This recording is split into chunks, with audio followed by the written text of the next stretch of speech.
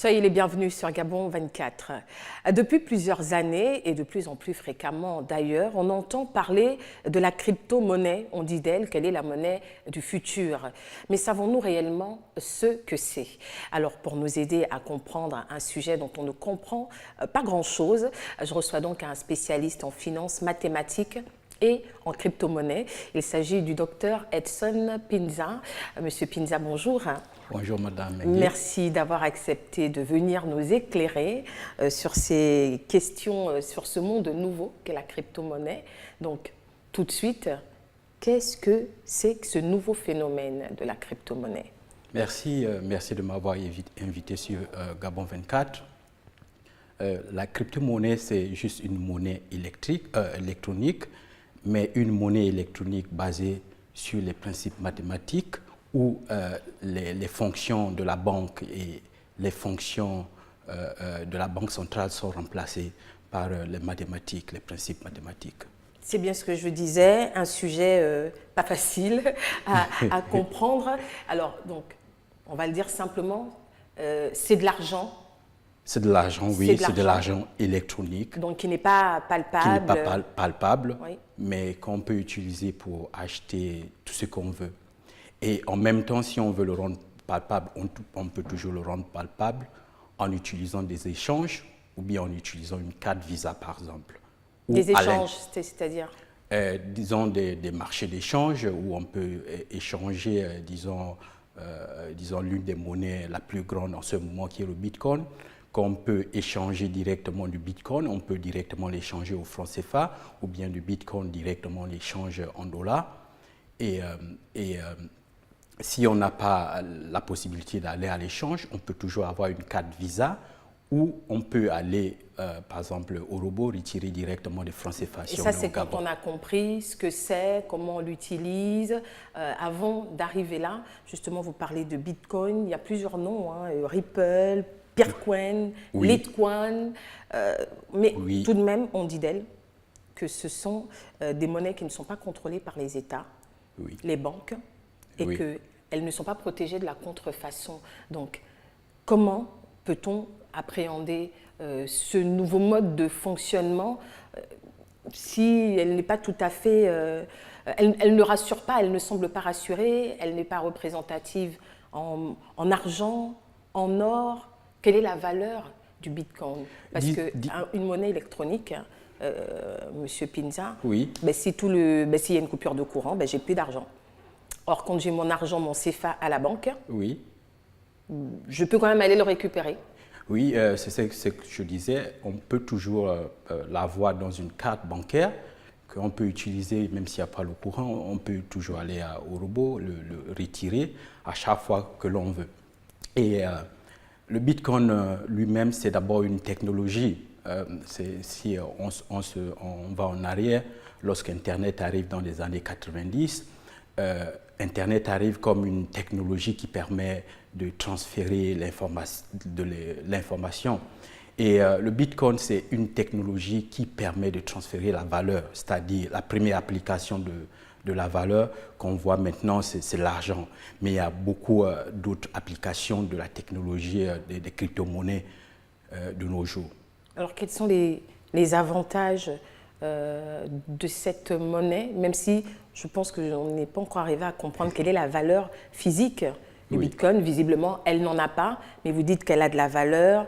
Est-ce que c'est sécurisé? Est-ce que c'est une monnaie sécurisée, voire sécurisante? Disons la monnaie elle-même, le système Bitcoin ou bien le système des crypto-monnaies, c'est vraiment un système très sécurisé parce que c'est basé sur les nouvelles technologies de la crypto-monnaie, de la cryptologie.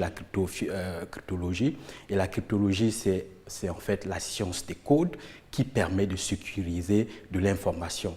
C'est grâce à la cryptologie que les banques fonctionnent. Et ici, on a une technologie de pointe par rapport à la technologie que les banques utilisent. Et ce qui fait que les crypto-monnaies deviennent un système très, très, très sécurisant. Alors, quelle différence avec aujourd'hui une banque? Est-ce que ça veut dire que les banques traditionnelles vont tendre à disparaître avec l'utilisation de la crypto-monnaie? Disons, avec l'avènement de la crypto-monnaie, les banques, disons, les individus ou bien les utilisateurs, ils auront un choix. Soit ils peuvent aller opter pour les crypto-monnaies, soit ils peuvent opter pour la banque, dépendant de l'utilisation qu'ils veulent en faire. Si je prends un exemple, les crypto-monnaies, d'abord, dès le départ, on connaît la politique monétaire, c'est-à-dire que le nombre des monnaies qui vont être injectées dans le système. Par exemple, dans le cas du Bitcoin, on sait pertinemment dès le départ qu'il y aura dans le monde 21 millions de Bitcoin. Et ça, maintenant, il y a un processus de génération de la monnaie qui se fait en utilisant bien sûr les lois, certaines lois de la mathématique. Disons, lorsqu'ils créent le Bitcoin en 2009, ils disent, OK, la production de Bitcoin doit être 50 Bitcoins tous les 10 minutes qui va être injecté dans le système du Bitcoin.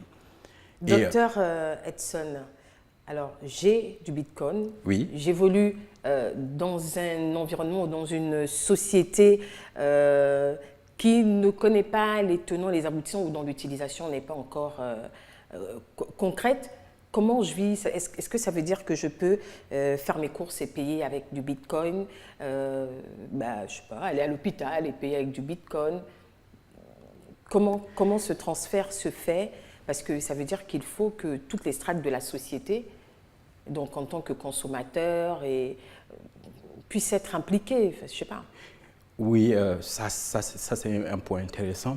Disons, lorsque vous avez du Bitcoin, ce qui se passe par exemple en ce moment dans des pays anglophones. Je trompe mon CFA pour le Bitcoin, comment je vis au Gabon? Comment je paye mes factures? Comment je prends mon taxi? Comment je... Directement, vous avez la carte, vous allez au robot, vous retirez le Bitcoin.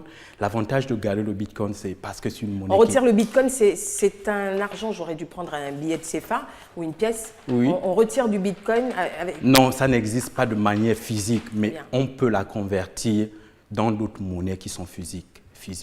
Donc, dans le cas du Gabon, on peut prendre le Bitcoin, on le convertit directement en francs CFA. Et l'avantage de garder les bitcoins, c'est-à-dire que lorsqu'on voit le système monétaire qui existe, les monnaies qui existent, on se rend compte que la monnaie perd de la valeur chaque année.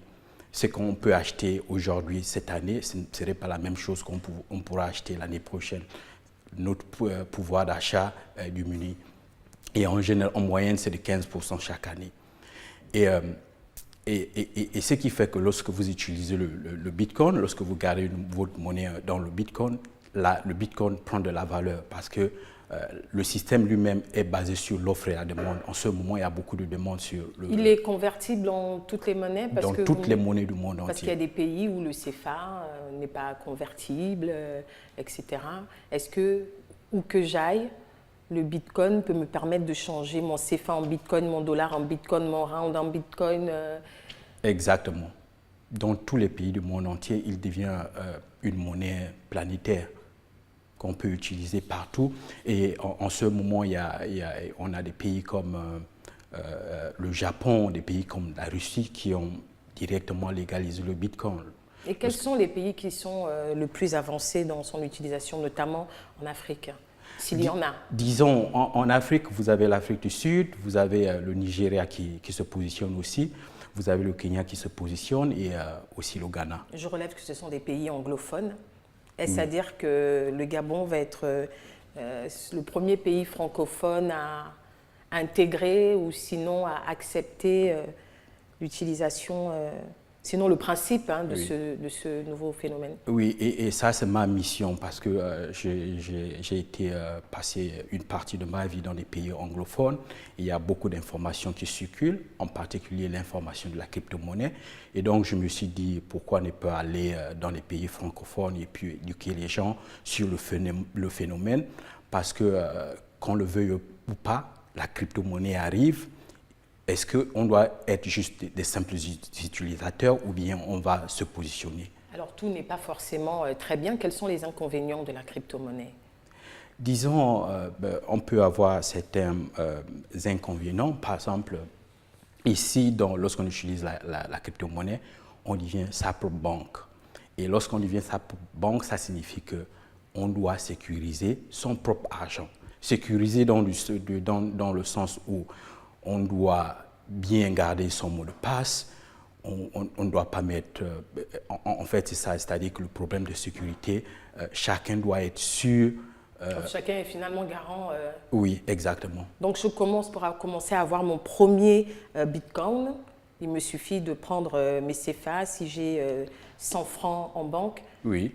Je les transforme en Bitcoin et ça y est, je deviens... Oui, justement. Et là, pour le transformer le CFA en Bitcoin, il faut avoir toujours un marché d'échange. Ou bien vous achetez directement avec une personne qui a des Bitcoins. Alors, je vais me risquer à une question quand même un peu personnelle. Qu'est-ce qui vous amène, vous, Gabonais, à vous intéresser à la crypto-monnaie? Merci.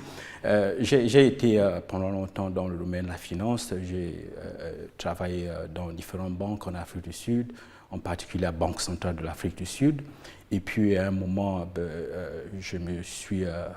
j'ai été en face de la crypto-monnaie et au départ, je ne comprenais pas vraiment ce que c'est.